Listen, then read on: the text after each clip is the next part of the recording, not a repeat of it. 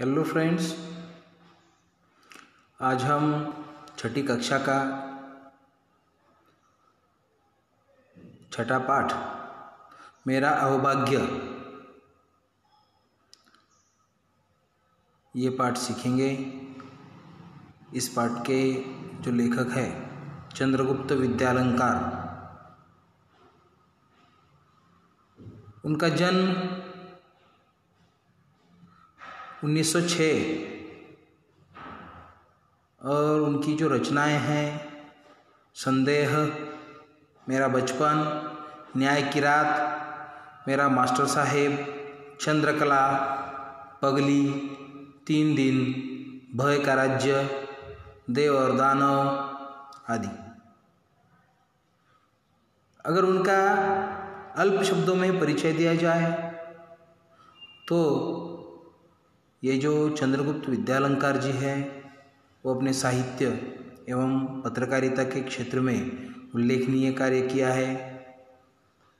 और इस प्रस्तुत पाठ में लेखक ने गुरुदेव रविंद्रनाथ ठाकुर जी, उनसे जो उनकी भेंट हुई थी, उस भेंट में जो भी उनको संबंधित भेंट में संस्मरण हो गया है वही लिखा है और वही संबंधित संस्मरण बताया गया है।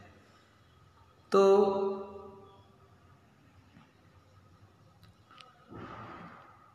फरवरी 1936 में मुझे शांति निकेतन जाना था।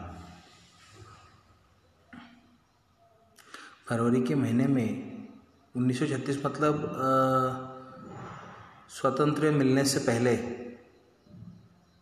करीब 11 साल उनको शांति निकेतन जाना था। किसको? चंद्रगुप्त विद्यालंकार जी को। वहाँ एक साहित्यिक कार्यक्रम होने वाला था। जाहिर सी बात है कि वो एक साहित्य एवं पत्रकारिता के क्षेत्र में उनका उल्लेखनीय कार्य हुआ था, तो इसलिए उनको भी आमंत्रण था। तो उस कार्यक्रम को वो जाने वाले थे। मैं बहुत ही उल्लसित था क्योंकि उस कार्यक्रम की अध्यक्षता स्वयं गुरुदेव रविंद्रनाथ जी करने वाले थे। तो निश्चित दिन कलकत्ता से हम, जो भी दिन निश्चित किया गया उस दिन कलकत्ता से ये सारे लोग शांति निकेतन के लिए रवाना हो गए। लगभग 1 दर्जन हिंदी वालों की यह दल शांति निकेतन के सुंदर अतिथि भवन में ठहराया गया। यह अतिथि भवन अशोक वृक्षों के सघन उपवन के बीचों बीच बनाया गया था। बहुत ही सुंदर, बड़ी और अच्छी इमारत थी। वह जैसा सोचा था वैसा ही पाया। ऊपर की मंजिल के एक कमरे में हमें ठहराया गया। कमरे के बाहर एक विस्तृत बरामदा था। बरामदे में खड़े होकर अगर बाहर देखा जाए तो सामने ही सघन बकुल वृक्ष दिखाई देते थे। दूसरे दिन प्रातःकाल ही हमें बताया गया कि गुरुदेव का स्वास्थ्य ठीक नहीं है, अतः कार्यक्रम की बैठक में वे नहीं आ पाएंगे। मैं बहुत निराश हो गया।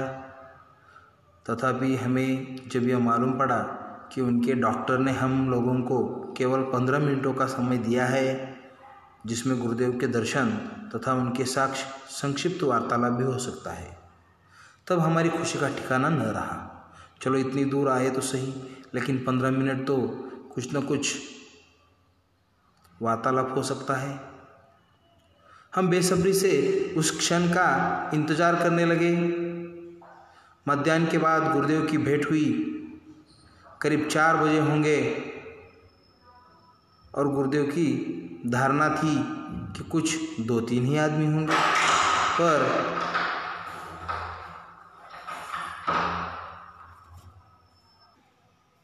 गुरुदेव को लगा था कि 2-3 आदमी होंगे, पर जब उन्होंने हम 15 जनों को देखा तो मजाक में उन्होंने कहा, अब मेरी क्षमता दरबार लगाने की नहीं रही। देखो कितनी विनोद बुद्धि थी उनकी। उन्होंने उस 15 जन को देखा और बोले, अब मेरी क्षमता दरबार लगाने की नहीं रही। इस मकान में जगह की भी कमी है। फिर हम सबको गुरुदेव से परिचय कराया गया। बाद में वार्तालाप शुरू हुआ। चर्चा के दौरान गुरुदेव ने कहा, अब से 50 बरस पहले जब मैंने कहानियाँ लिखना शुरू किया था तो इस क्षेत्र में एक आधी आदमी था। जब मेरे शुरुआती दिन थे, जब मैंने कहानियाँ लिखना शुरू किया था तो इस क्षेत्र में कोई नहीं था, एक आधी आदमी था। मेरी प्रारंभिक कहानियों में ग्रामीण जीवन के संसर्ग का ही वर्णन है, ग्रामीणों का ही वर्णन है। उसके पहले इस तरह की कोई चीज़ बांग्ला भाषा में नहीं थी। मेरी कहानियों में ग्रामीण जनता की मृत्यु के दर्शन होते थे। ग्रामीण जनता की हालचाल, खान पान, वेशभूषा, इनके दर्शन होते थे। उन कहानियों में कुछ ऐसी चीज़ है जो संसार के किसी देश के आदमी को भी भा सकती है, क्योंकि मनुष्य स्वभाव तो दुनिया में हर जगह एक सा ही है। ऐसा थोड़ी है कहीं एक्सीडेंट हो जाए और किसी देश के लोग, एक्सीडेंट हो गया, कोई मर गया तो हंसते हैं, ऐसा कभी हो सकता है? तो गुरुदेव कुछ समय के लिए रुके, तभी अपने आप मेरे मुंह से निकल पड़ा, गुरुदेव, आपके मन में काबुलीवाला की इस कहानी का विचार कैसे आया? यह लोकप्रिय कहानी देश के सभी भाषाओं के सभी बच्चों को बहुत प्यारी लगती है। काबुलीवाला, गुरुदेव बोले, वह कहानी कल्पना की सृष्टि है।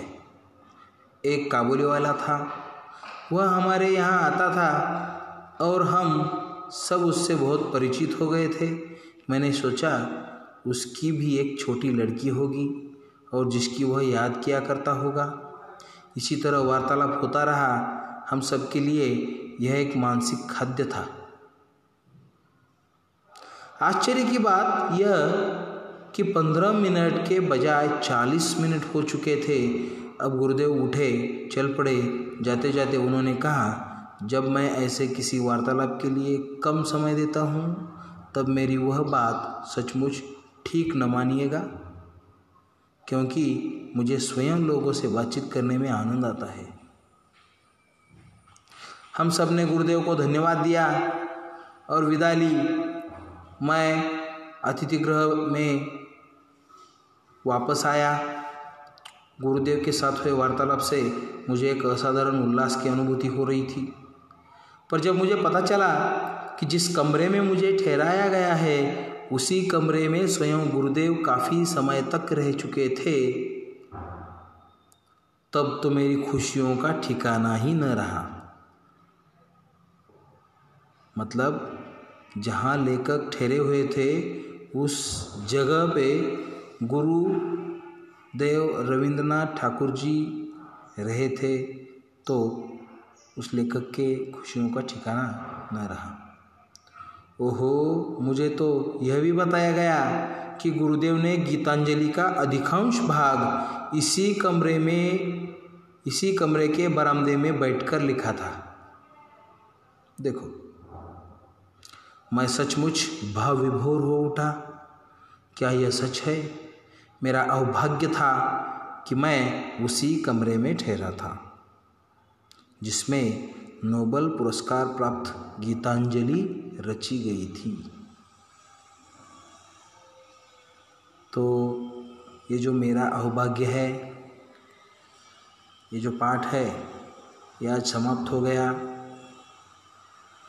ये पाठ चंद्रगुप्त विद्यालंकार जी ने लिखा था।